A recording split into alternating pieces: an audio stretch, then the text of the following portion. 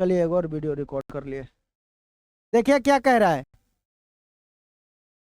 कह रहा है ना कि जांच करिए कि क्या किसी प्राकृत संख्या n के लिए n का मान क्या बोला है, प्राकृत संख्या n बराबर कितना बोला है, प्राकृत संख्या। और प्राकृत संख्या पढ़े हैं ना, प्राकृत संख्या क्या होता है, 1 होता है, 2 होता है, 3 होता है, 4 होता है, कुछ भी लिखिए अनंत तक। मतलब n का मान क्या हो गया, आप 1 रखिए, 2 रखिए, 3 रखिए, 4 रखिए, कुछ भी रखिए, मगर वह क्या होना चाहिए, प्राकृत संख्या। फिर कौन सा अंक है, एक संख्या है, एक संख्या कितना है, 6 के पावर कितना है। अब इसको हम लोग n का मान कुछ भी रखेंगे तो इसका जो भी वैल्यू आएगा, जितना भी मान आएगा, जितना भी उसका अंक होगा, वो कह रहा है कि 0 पे समाप्त हो सकती है।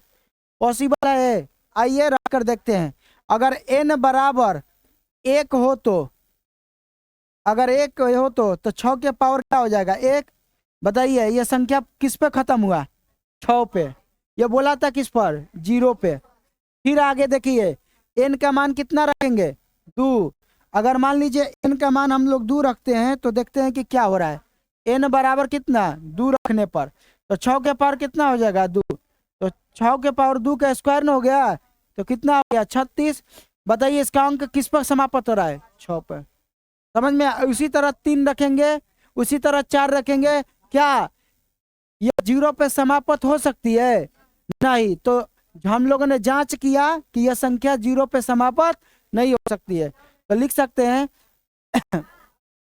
यह संख्या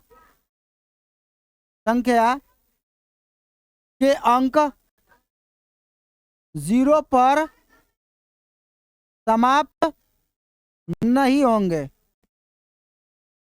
नहीं होंगे। यही हमारा क्या हो गया, प्रूव्ड हो गया।